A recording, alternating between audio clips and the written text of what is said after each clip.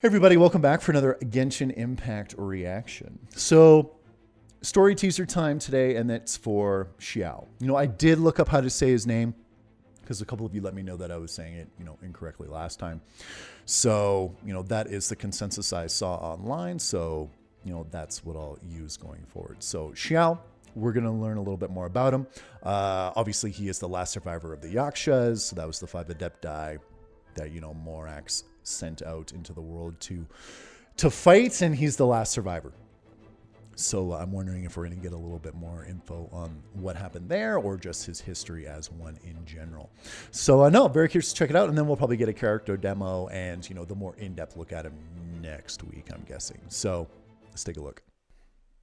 In ancient times, Liyue was a land of misery, where the shadow of evil loomed large. As slain gods festered, their vengeful wrath cursed the world, manifesting in infernal forms. When demons stirred, miasmas, monsters, and mutations infested the land. Then Jesus. Rex Lapis summoned the Yakshas to vanquish the demons. They swore an oath: restore order through slaughter. Going back to that purge after. evil through battle. To this we dedicate our lives. Eons of bloodshed later, karmic debt weighed upon them, phantom wrath seeping into their broken souls. They went mad with fear, turned on each other, or succumbed to the darkness. Of the 5 foremost Yakshas, death came to 3, while the 4th vanished without a trace. In the millennia since, one conqueror of demons remains the sole surviving Yaksha in the mortal realm. And only on moonlit nights, in the glow from Guyon, and in the sound of the Dihua flute, is his memory preserved. Damn, that was lit as hell. So, obviously there's one survivor still out there as well, who's missing. I need to go back and check that out again, because those other Yakshas looked cool as hell. The Yakshas, to vanquish my boy. the demons. They swore an oath. God damn. Yeah, all of these look, so the one on the far left here, the purple one, is the one that went evil. So my guess is this is the one that's maybe still out there. Man, they all look so cool. I'm almost shocked that MiHoYo decided to have 3 of them killed. Because they obviously, I think, would make, pretty compelling, recruitable characters. And they might pop up. They might pop up in the future somehow. You never know. Especially with like Celestia and all that going on. Like, if they're there, I have no idea what they're going to do. But no, they all look, from a design standpoint, pretty cool. Souls. They went mad with fear. Turn. Yeah, okay, so we at least got the the cryo one getting blasted away here. Vanished without a trace. Yeah, they're they're very much unless they're pulling a fast one and the cryo one or the hydro one, I couldn't quite tell. Yaksha survives that blast from the Geo one.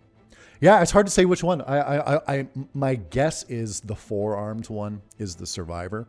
Yeah, I would probably put, if I had to put money on it, I'd say the Electro, the Electro Yaksha is the one that is still kicking. Yeah, that's what they give Venti a little bit of a shout out here too. Is his memory preserved? Yeah, oh man, that spear is so badass too. Oh, and I love the masks so much. Yeah, oh, I just hope that we get the other ones too. The other Yakshas down the road. That'd be really cool. Yeah, so in terms of the actual history itself, nothing, super new there. But in terms of how the other Yakshas look, we obviously get, an artistic rendition of what they actually look like. And that is honestly my biggest takeaway from the trailer. That is the thing I enjoy the most. Like, oh man, look at them. The Electro and the Geogas look pretty cool, but honestly, the Pyro, and I'm guessing it's Cryo or Hydro. Maybe it's more Hydro. Honestly, those girls look awesome.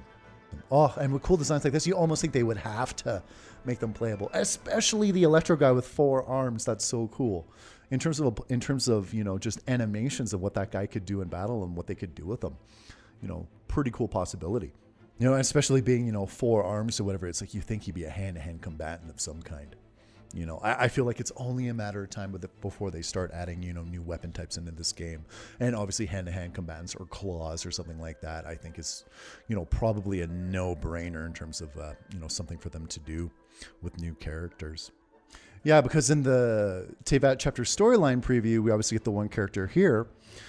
And, based off of what I'm seeing anyway, it seems like she's probably a hand-to-hand combatant. So I feel like that is in the books most likely, or at least, on the docket in terms of, what they're going to add to the game. So, I'd be shocked if she wasn't a hand-to-hand combatant. I really would. So if they bring the Electro guy back, I feel like that's what they're going to have. I mean, not to that he couldn't do insane things with the weapon too.